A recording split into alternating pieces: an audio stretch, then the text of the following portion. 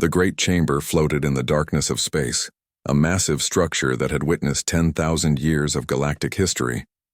Inside, representatives from 47 different species gathered in a circular arrangement, each sitting in their designated section. The air hummed with translation devices, converting thousands of languages into understanding. Ambassador Krelvoth stood in the center speaking platform. His species, the Zephyrians, were among the oldest in the known galaxy.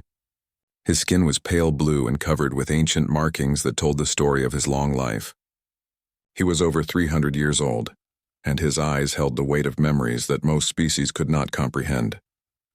"I stand before this council with an urgent warning," Krelvoth said, his voice carried across the chamber through the translation system. "We have discovered a new species expanding into the outer sectors. They call themselves humans." Several council members shifted in their seats. New species were discovered every few decades. It was nothing unusual. "What makes these creatures special?"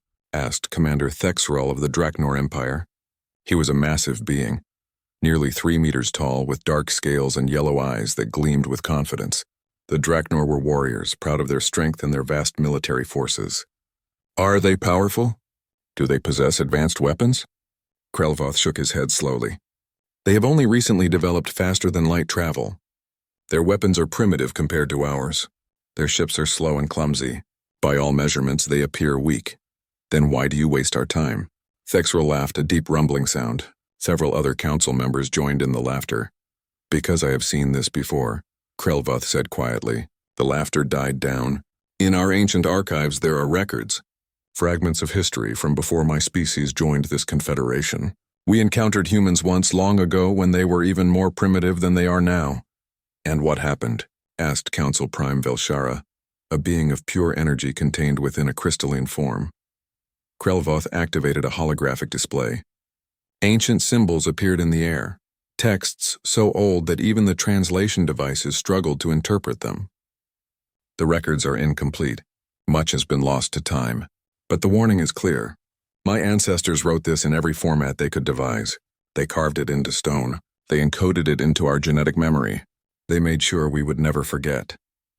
The hologram shifted, showing a single phrase in dozens of ancient languages.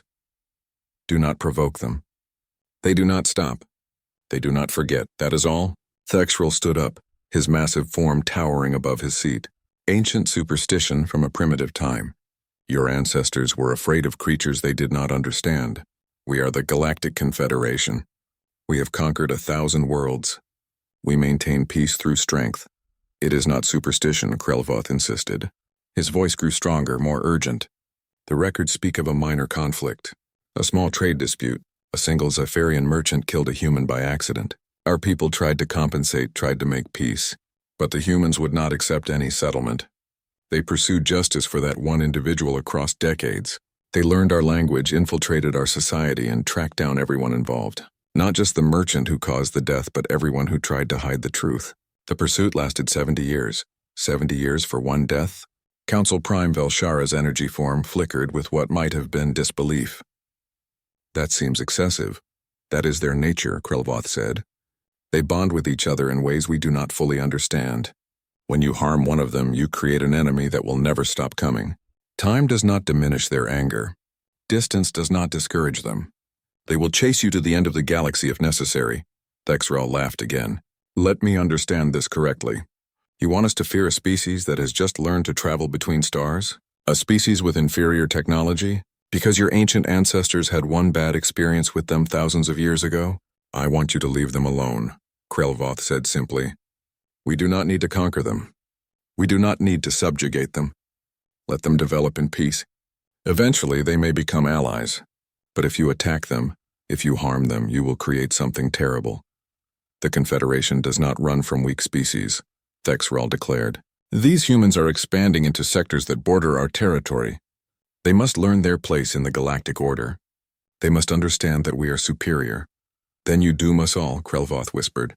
The Council Prime called for a vote. Should they send a fleet to establish dominance over human space? Should they show these newcomers the power of the Confederation? 43 council members voted yes. Only 3 voted no.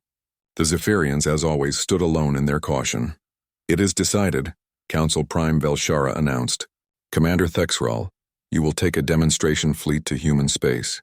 You will contact their leaders and demand their submission to Confederation authority. Use whatever force is necessary to make them understand their position. Thexral bowed his massive head. It will be my honor. I will teach these humans humility. As the council session ended and the various ambassadors began to leave, Krelvoth remained standing in the center platform. He watched Thexral depart, surrounded by his military advisors, all of them laughing and celebrating their coming victory.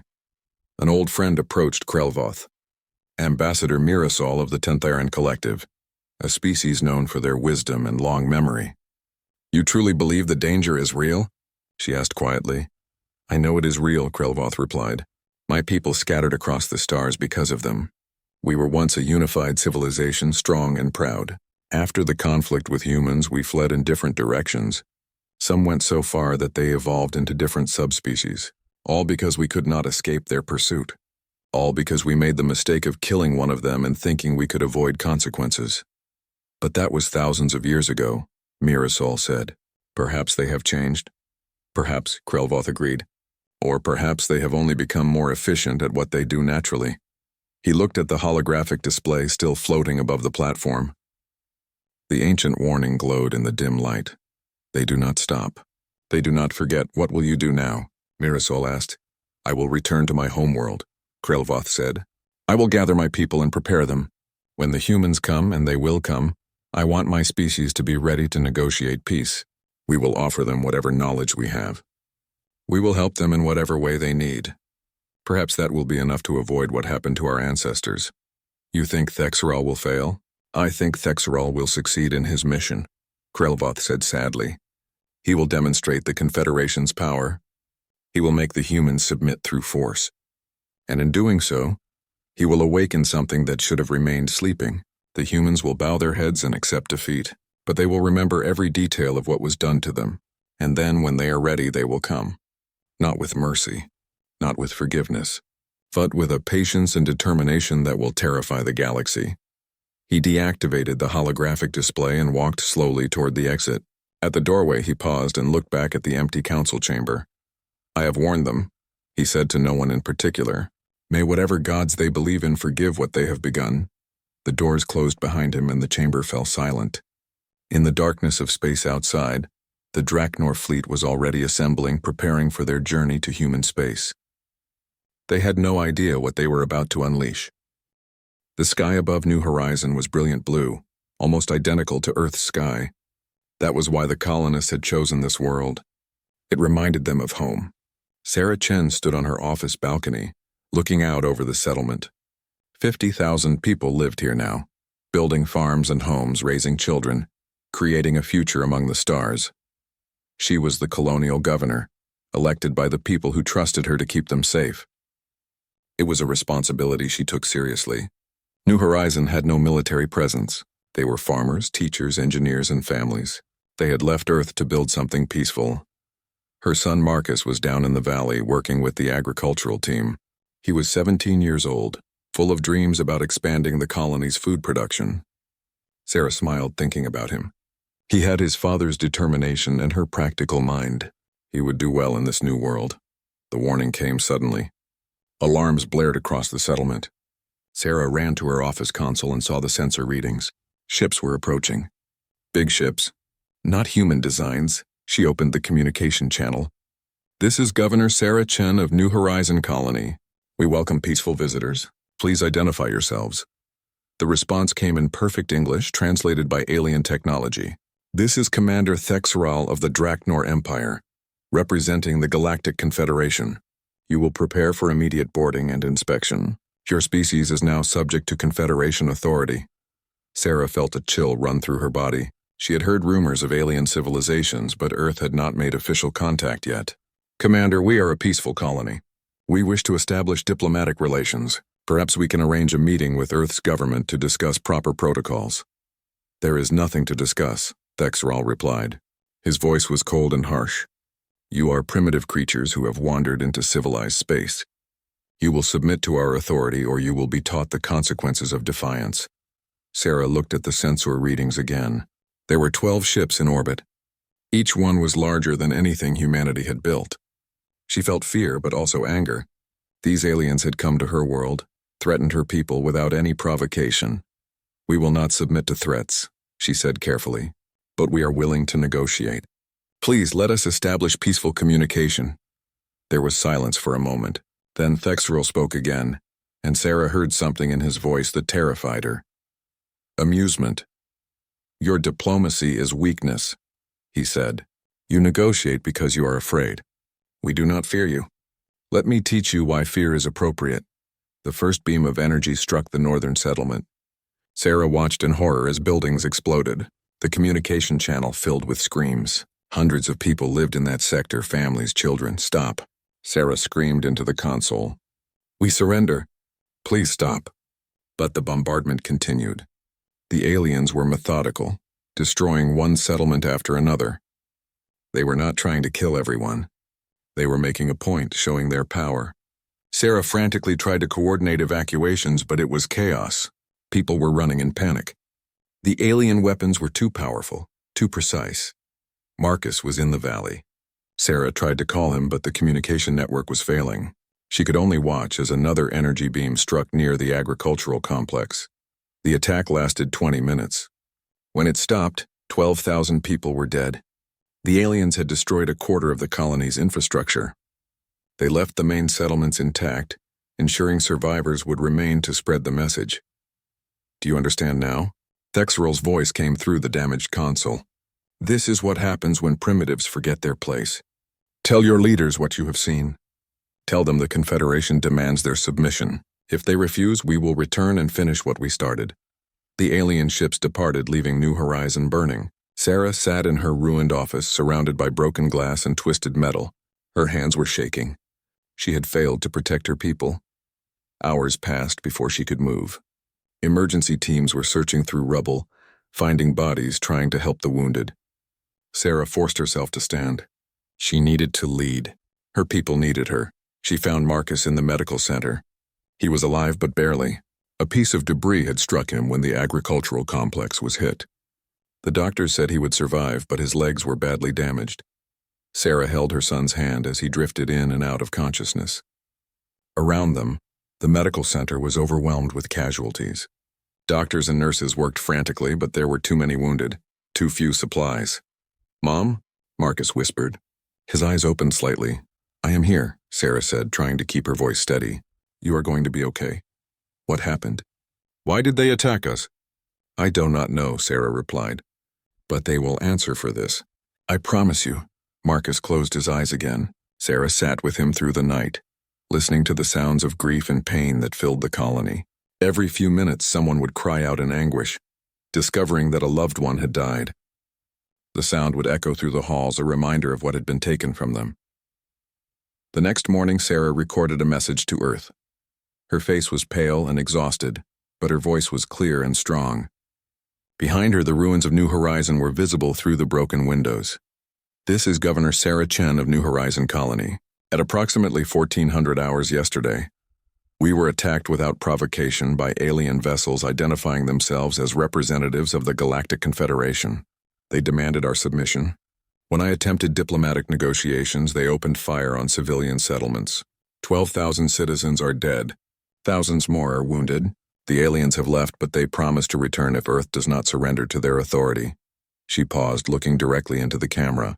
"I am transmitting all sensor data, communication logs, and recordings of the attack. We need help. We need protection. But more than that, we need justice.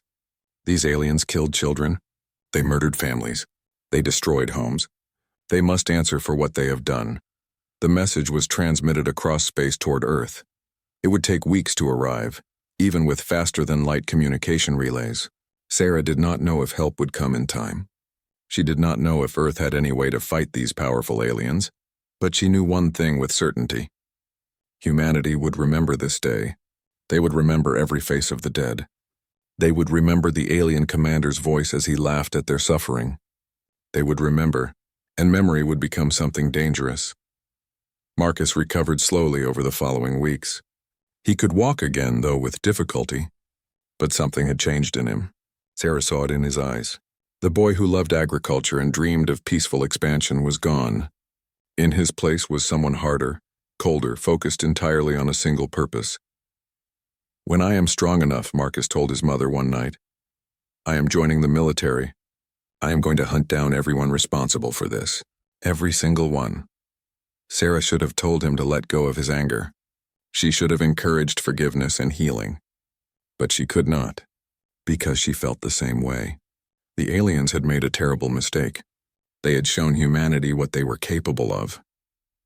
They had demonstrated their power and their cruelty. Now humanity would show them something far more terrifying. They would show them what it meant to create an enemy that would never, ever stop coming.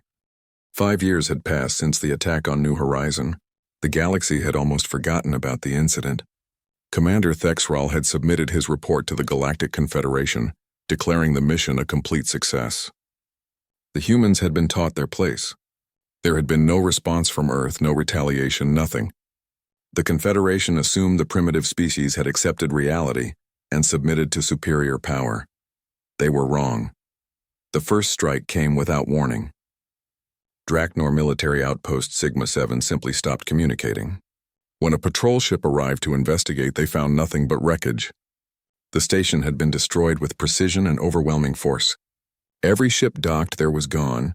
Every Draknor soldier stationed there was dead. Before the patrol ship could report, it too came under attack. Human vessels appeared from nowhere, their design completely transformed from the clumsy ships the Confederation had observed 5 years ago. These were sleek, fast, and deadly. The patrol ship managed to send a brief distress signal before it was obliterated. Over the next 72 hours, 11 more Draknor outposts were destroyed.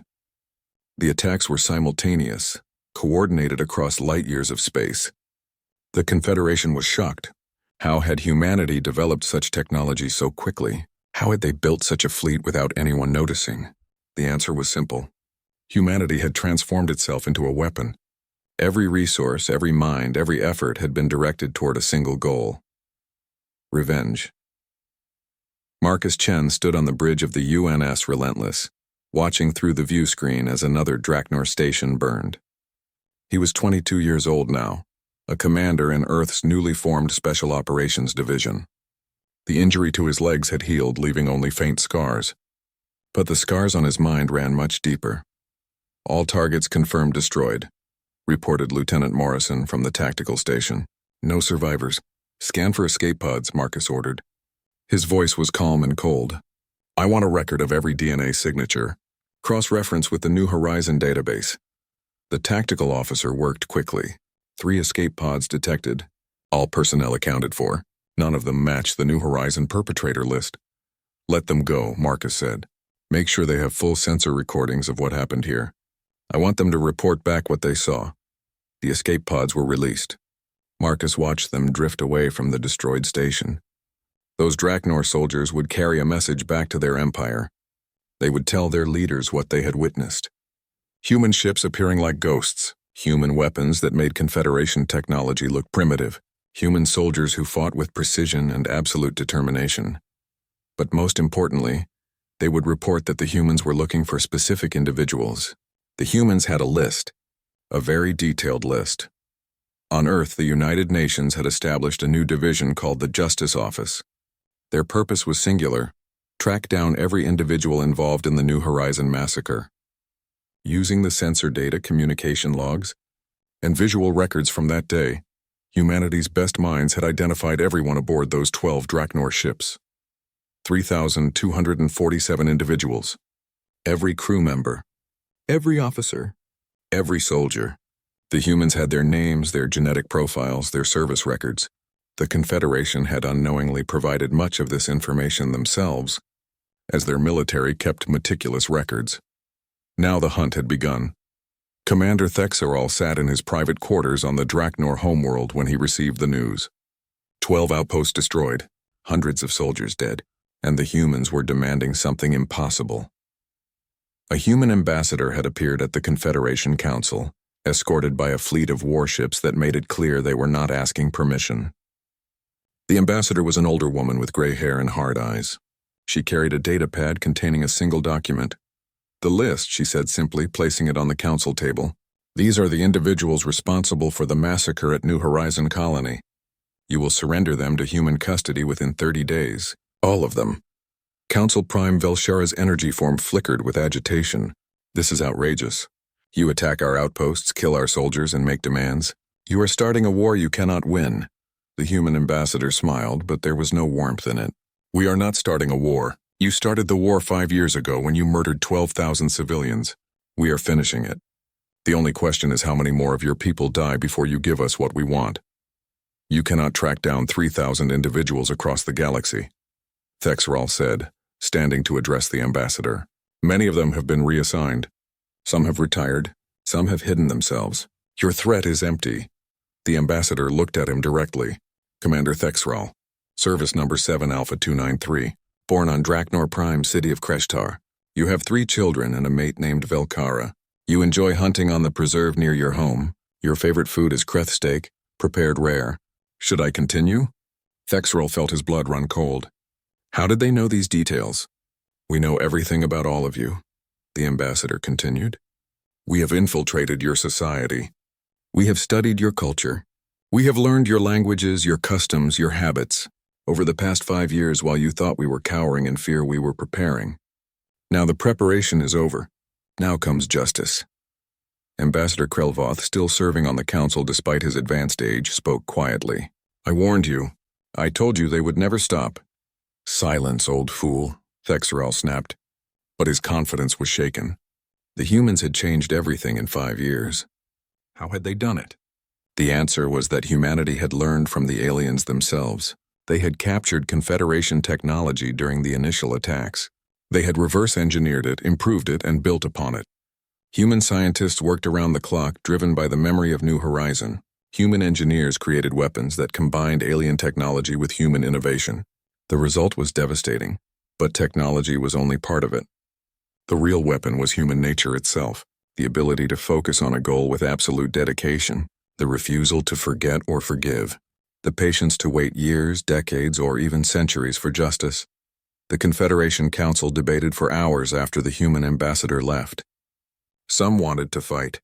Others wanted to negotiate. In the end, pragmatism won. They would surrender the individuals on the list. It was better to sacrifice 3,000 than to fight a war against an enemy that would never stop. But they underestimated how difficult it would be to find everyone. Many Draknor soldiers had heard rumors about the human list and gone into hiding. They fled to remote worlds, changed their identities, tried to disappear into the vast galaxy. It did not matter. The humans kept coming. Marcus Chen led a team to a small trading station in the Outer Rim. Intelligence suggested that a former Draknor gunner named Kreshval was hiding there, working as a merchant under a false name. The human team arrived quietly, blending in with other travelers. They had learned to be patient. Marcus found Kreshval in a crowded market. The Draknor looked older now, his scales faded, trying to live a peaceful life. Marcus approached him slowly. Kreshval, Marcus said in the Draknor language, or should I call you by your false name? The alien turned, his eyes widening in recognition, not of Marcus specifically, but of what he represented. A human, a hunter. I had no choice, Kreshval said quickly. I was following orders. I did not want to fire on your colony. But you did fire, Marcus replied. Your targeting computer logs show you destroyed 14 buildings. 73 people died from your shots, including my mother, Governor Sarah Chen. Kreshval started to run. He pushed through the crowd, desperate to escape. But there was nowhere to go. Marcus's team had surrounded the area. Within minutes, Kreshval was in custody. You are the 8th person I have personally captured, Marcus told him as they transported him to the human ship. I will find all of them eventually. Every single one. No matter how long it takes, this scene repeated across the galaxy. Human teams, methodical and patient, tracking down their targets one by one. Some surrendered peacefully. Others fought and died. But the list kept getting shorter. After 1 year, the Confederation had surrendered 2,800 individuals. They were tried by human courts, given fair hearings, and sentenced according to their level of involvement.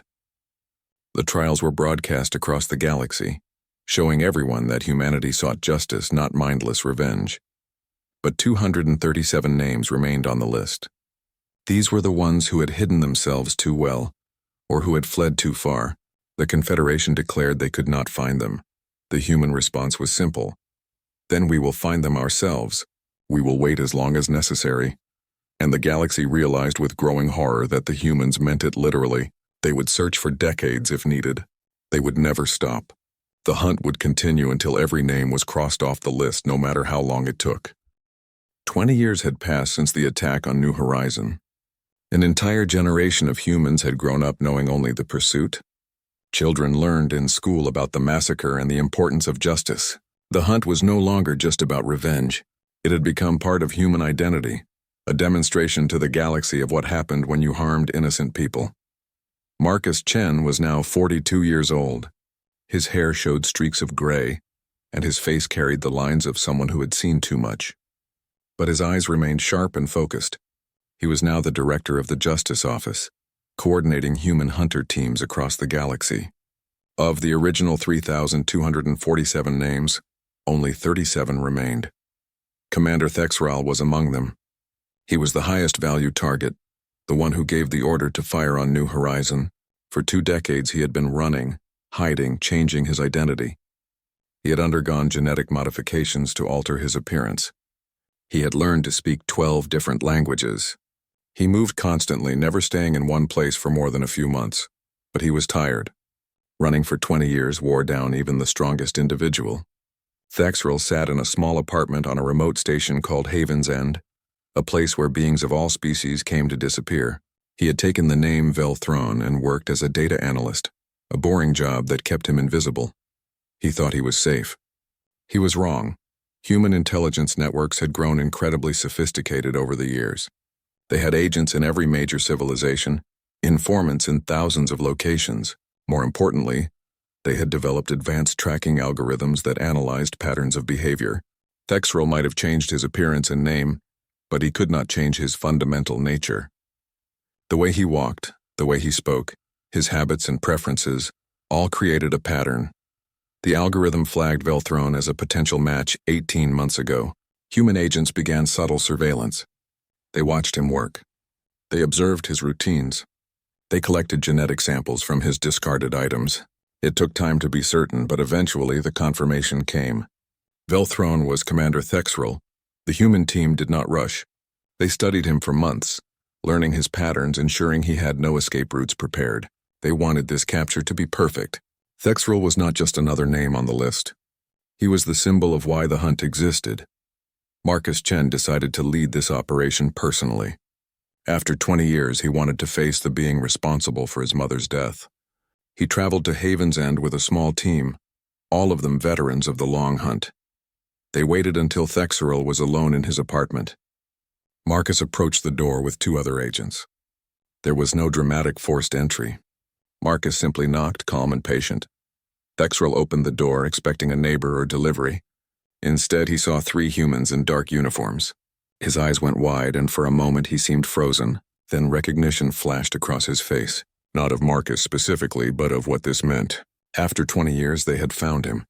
He tried to slam the door, but Marcus was faster. He pushed inside, his team following. Thexral backed away, his hands raised. "Please," he said in broken English. "I am not who you think.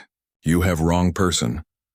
Marcus pulled out a data pad and held it up, showing Thexral's original military photo next to a recent surveillance image. "We know exactly who you are. We have known for 18 months. We have been watching you, Commander, learning your new life, making sure you had nowhere to run." Thexral collapsed into a chair, the weight of realization crushing him. 20 years. I ran for 20 years. How did you find me?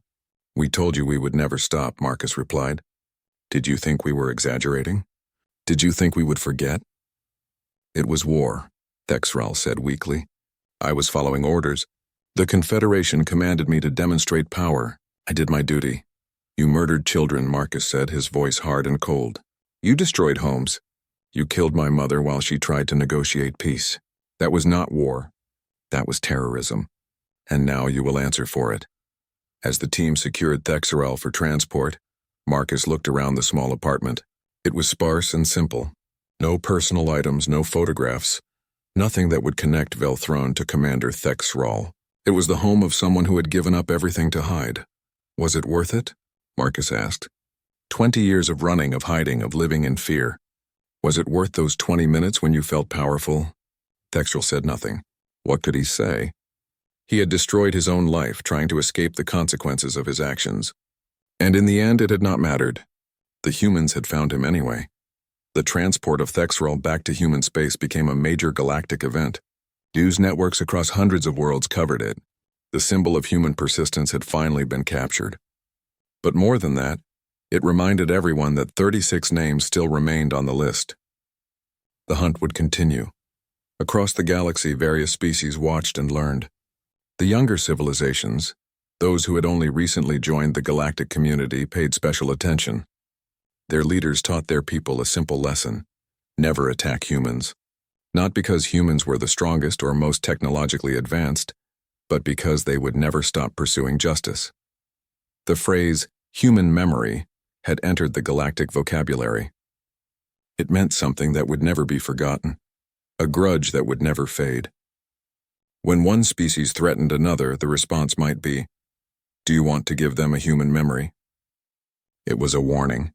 Do not create an enemy that will hunt you forever.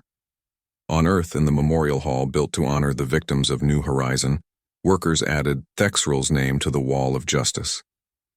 It was placed at the top, marking him as the primary perpetrator. Below his name were 3,210 others, all of them crossed off, found, captured, tried, sentenced. Below those were 36 names still waiting. 36 individuals who remained hidden, still running, still afraid. Marcus stood in the memorial hall looking at the wall.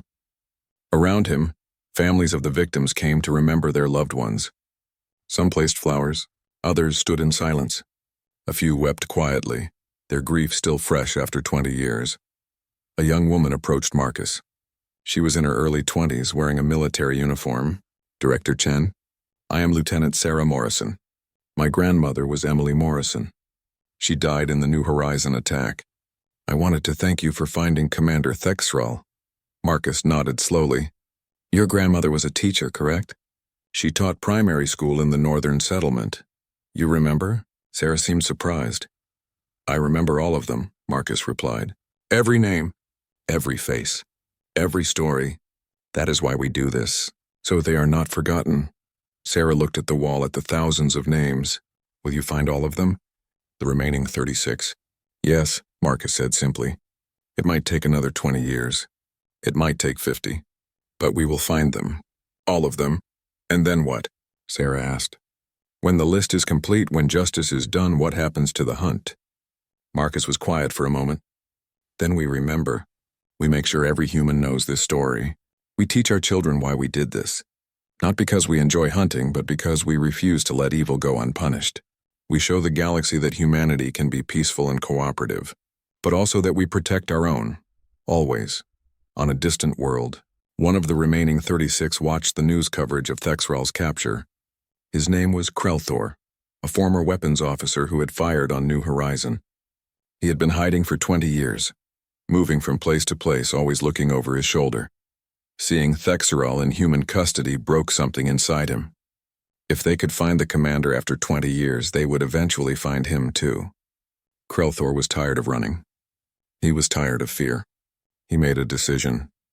He walked to the local human embassy and requested to speak with someone from the justice office. When the agent arrived, Krelthor said simply, "My name is Krelthor. I am on your list. I surrender." The agent checked the database. "You are number 73 on the original list." "Why surrender now?" "Because I cannot run forever," Krelthor replied. "You will find me eventually. Everyone knows this now. The galaxy understands that humans never give up. I would rather face justice than spend the rest of my life in fear." Over the next year, 12 more individuals surrendered. They saw what happened to Thexrel and realized the futility of running. The human justice system was fair. Those who surrendered and cooperated received lighter sentences. Those who fought and caused more deaths received harsher punishment. But everyone was treated according to law, not emotion. The galaxy watched this too. Humanity was not simply seeking revenge. They were establishing a principle. Attack innocent humans and you would face consequences. But surrender and accept responsibility, and you would receive fair treatment. It was a message of both strength and civilization. Marcus Chen continued his work, leading teams across the galaxy, following leads, analyzing data, patiently tracking the remaining names. He was no longer young, but the work gave him purpose. His mother had died trying to protect her people through diplomacy. He would honor her memory by ensuring that her killers, all of them, faced justice. 23 names remained, then 18, then 11. Each capture was celebrated not with joy, but with quiet satisfaction. Another name crossed off, another step closer to completion, another promise kept to the dead of New. 50 years after the attack on New Horizon, the Galactic Confederation Council gathered once again. The chamber looked the same as it had half a century ago, but everything had changed. The council now included human representatives, sitting alongside the other species as equals. More than equals, if truth be told. Humanity had earned a respect born of fear and admiration. Ambassador Krelvoth was dying. At 350 years old, he was ancient even for a Zephyrian. His skin had faded to almost white, and he needed assistance to reach the speaking platform. But he had insisted on attending this final session. The formal peace treaty between humanity and the Confederation would be signed today, and he wanted to witness it. Marcus Chen sat in the human delegation section. He was 72 years old now, retired from the justice office but attending as an honored witness. His hair was completely white, his face deeply lined, but his eyes remained sharp. Next to him sat his granddaughter, Ambassador Jennifer Chen, who would sign the treaty on behalf of humanity. The last name had been crossed off the list 3 months ago. After 50 years, every individual involved in the New Horizon massacre had been found. Some had died of natural causes before they could be captured, but even those deaths were recorded and verified. The pursuit was complete. Council Prime Velshara, still serving after 50 years, her energy form now dimmer with age, called the session to order. We gathered today to formalize the peace between humanity and the Galactic Confederation. A peace that has been earned through 5 decades of pursuit and justice. Ambassador Krelvoth has requested to speak before we proceed with the signing. Krelvoth moved slowly to the center platform. When he spoke, his voice was weak but clear. I stood in this chamber 50 years ago and warned you. I told you not to attack the humans. I told you they would never stop coming. You did not listen. Commander Thexrel laughed at my warning. The council voted to demonstrate power over these newcomers, and in doing so you unleashed something the galaxy had not seen in thousands of years. He paused, gathering strength. My people knew. We had encountered humans before, long ago in our history. We wronged them once, a minor incident, a single death caused by accident and arrogance. They pursued us for 70 years. Not an army, but investigators and hunters who learned our language and infiltrated our society. They found everyone involved and brought them to justice. That pursuit shattered my civilization. We scattered across the stars, fleeing in different directions. We became refugees in our own galaxy because we could not escape human persistence. The chamber was silent. Even species that knew this story listened with respect. Krelvoth had lived through humanity's nature twice now. I tried to warn you, Krelvoth continued. I showed you our ancient records. I begged you to leave them alone. But you were proud. You believed your technology and military strength made you superior. You thought humans were primitive and weak. You learned, as my ancestors learned, that humans possess something far more dangerous than advanced weapons. They possess memory. They possess determination. They possess the absolute refusal to let injustice go unanswered. He turned to look at Marcus Chen. I see the human who led the hunt. Marcus Chen, who lost his mother in the attack, who dedicated his entire life to finding every person responsible, who never gave up, never forgot, never forgave. You are the embodiment of your species' nature. I honor you even as I fear what you represent. Marcus stood slowly, his old legs stiff. He walked to the center platform, standing beside Krelvoth. Ambassador, your people taught the galaxy a lesson long ago. My people had to teach it again. I hope this is the last time the lesson is needed. Do you believe your pursuit was just? Krelvoth asked. 50 years for justice. Countless resources spent. Your entire civilization focused on this hunt. Was it worth the cost? Marcus looked around the chamber at the assembled species. 12,000 civilians died in 20 minutes. Children, families, people who had done nothing wrong, whose only crime was being human. Yes, the pursuit was worth it. Because now, Every species in this galaxy knows that humans protect their own. If you live in peace with us, we will be your greatest allies. But if you harm innocent humans, we will hunt you until the stars grow cold. Ambassador Jennifer Chen approached the platform. She was young, only 30 years old, representing a generation that had grown up with the hunt as part of their history. The treaty we signed today establishes new principles for the galaxy. Humanity will not seek conquest or domination. We do not want an empire, but we demand respect for all sentient life. Any species that deliberately attacks civilians, human or otherwise, will face what we call proportional persistence. We will pursue justice with the same dedication we showed for New Horizon. Council Prime Velshara flickered, with what might have been acceptance. The Confederation agrees to these terms. We have learned from our mistake. Humanity has taught us that true power lies not in weapons or technology, but in the willingness to never surrender a just cause. The treaty was signed with ceremony and formality. Humanity became a full member of the Galactic Confederation, with all rights and responsibilities that entailed. But everyone understood the real meaning of this moment. Humanity had changed the galaxy's power structure not through conquest, but through demonstration of their fundamental nature. After the ceremony, Marcus walked through the corridors of the council station.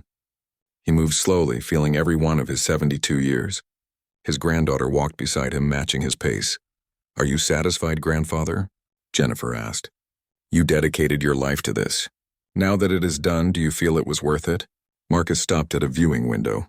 Outside, stars glittered in the darkness, the vast galaxy spreading in all directions.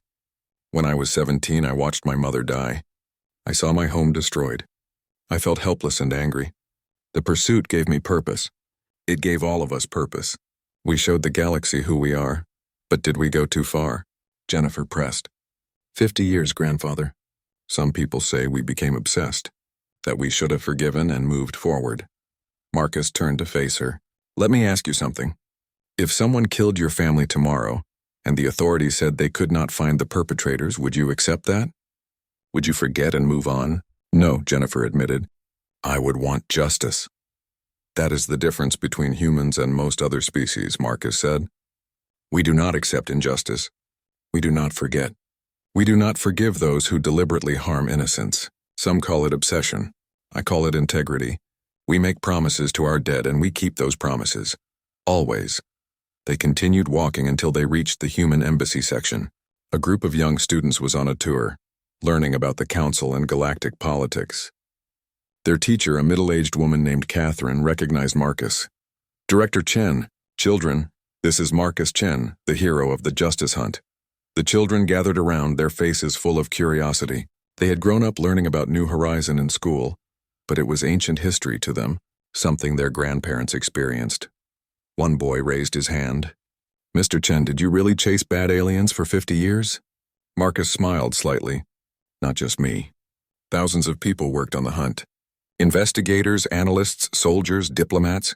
It was not about one person. It was about humanity working together." A girl asked, "Why did it take so long?" "Because justice cannot be rushed," Marcus replied. "We had to find every person responsible. We had to gather evidence. We had to be fair and thorough. If we had rushed, we might have made mistakes, might have harmed innocent beings. The pursuit was long because we insisted on doing it correctly." "Are you glad it is over?" another child asked. Marcus considered the question carefully. "I am glad that justice has been served. I am glad that every person who participated in the massacre has been found. But I am not glad about why the hunt was necessary. I wish New Horizon had never been attacked. I wish my mother was still alive. I wish those 12,000 people could have lived full lives. The hunt was necessary, but it should never have been needed." The teacher gently guided the children away, thanking Marcus for his time. Jennifer watched them go, then turned to her grandfather. "They see you as a hero. The whole galaxy does. But I know this cost you everything. You never married, never had a normal life. You dedicated every moment to the hunt." "I had a choice," Marcus said quietly. "After my mother died, after New Horizon was destroyed, I could have tried to move on. Many survivors did. They rebuilt their lives, started families, found happiness. I chose differently.